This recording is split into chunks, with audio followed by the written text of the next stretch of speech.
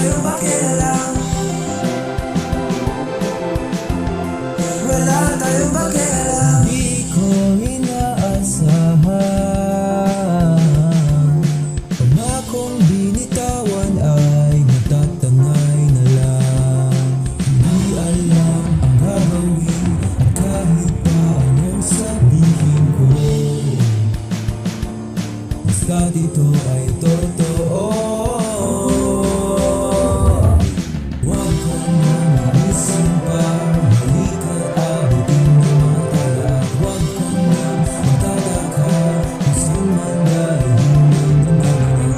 O ba nakikita, wala naman ibang kailangan pa. O ba naiisip, ikaw lang natakot, wala tayong pakialam. Wala tayong pakialam.